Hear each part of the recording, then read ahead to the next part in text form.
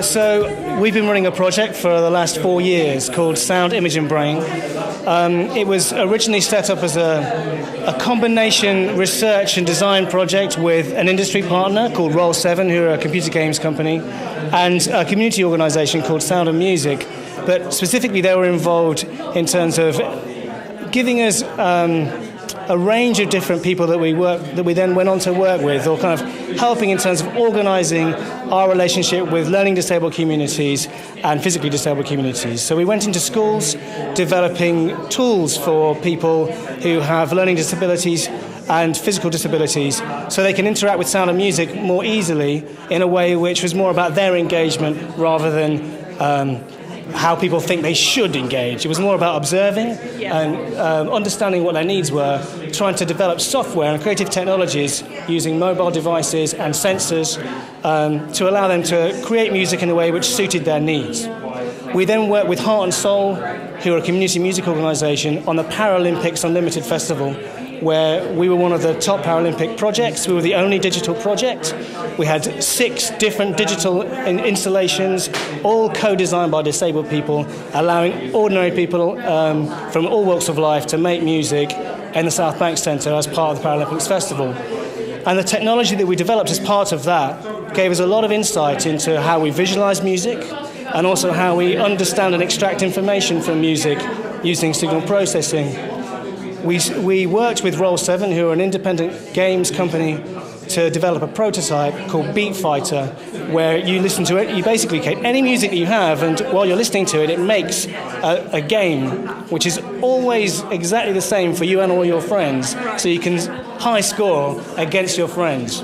And this turned into a library, which we've also been talking to other games companies about, so they can use them to make rhythm games, which is a very particular kind of genre of games based on music listening, like Guitar Hero, only with different kinds of, with a slightly different approach. So what we've tried to do is demonstrate a rationale that working across communities and across sectors, both in terms of our research, which is understanding people and creativity in practical ways for creative technologies, and also our knowledge sharing, which is working with both social engagement groups and businesses, can all be bound together in a way which is successful for all the partners.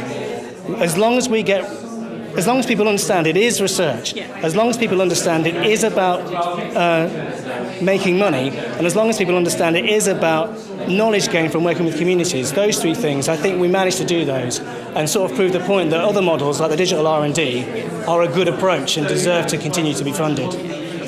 So are you funded under the R&D stream, or are you funded under one of the other? Yeah, so we've got continuation. I suppose we're calling it continuation funding, but I guess it's called Sound Lab Project, but it's basically this. It's more of the same. We've got new questions about how best we interact, how best everybody interacts in a way which is the way that you want to behave with objects, and how that, because not everybody can use an iPad or a phone. And actually, you know what, maybe it's a good thing that we think about different ways of interacting, particularly when you consider how powerful wearables are in terms of the way that's changing the economic environment.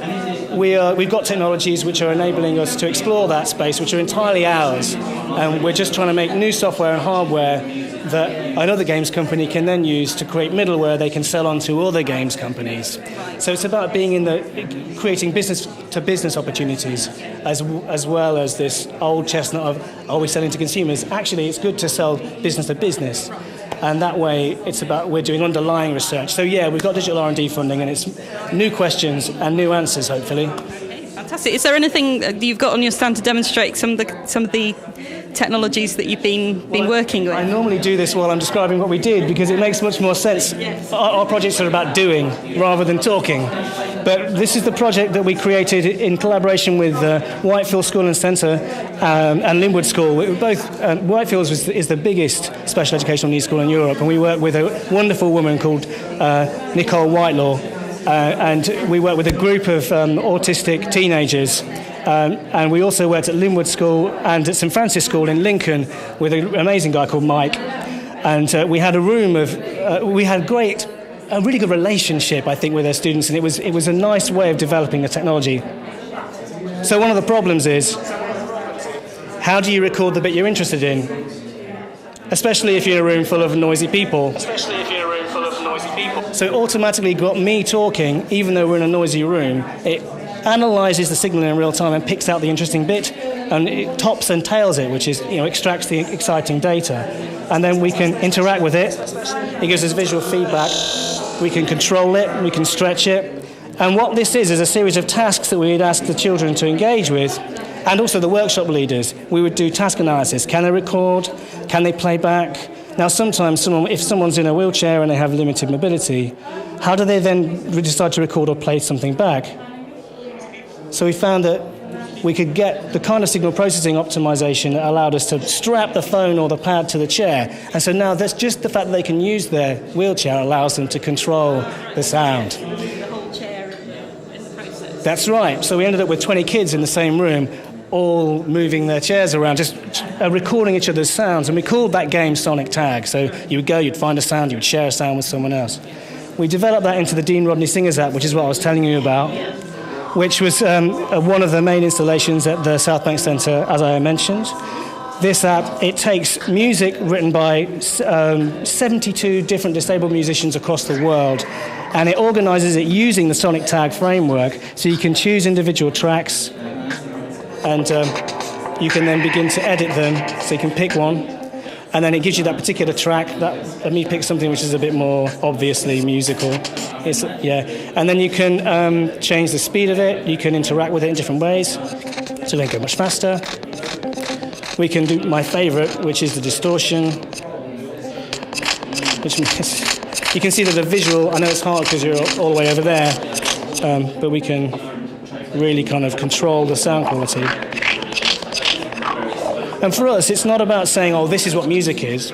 It's about understanding what it is people want to do and letting them do that. So we did that. We also did another app with them called the Fish Police, which was also a part of our funded project.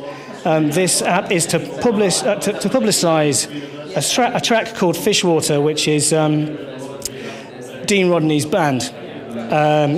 Dean Rodney's band are called the Fish Police. This track is Fishwater. It's a remix app. It allows you to remix Fishwater. And this was co-designed with disabled musicians and artists at Heart and Soul, which is in Deptford. And it allows you to kind of interact with the audio and change the track in different ways, to add effects, to get completely crazy if you want, and then to calm it all down if you want. And you can also record what you're doing and upload it to SoundCloud. And, that's basically the sort of real-time interaction aspect of it. And then in terms of our engagement with games companies, all of the technology we developed as part of that, we created a tech demo called Earworm here. Earworm takes any track that's on your iPod or iPad, and so let's just, hopefully, this is fair dealing. I'm going to play a bit of Prodigy, but it's not for very long and you won't hear it very well.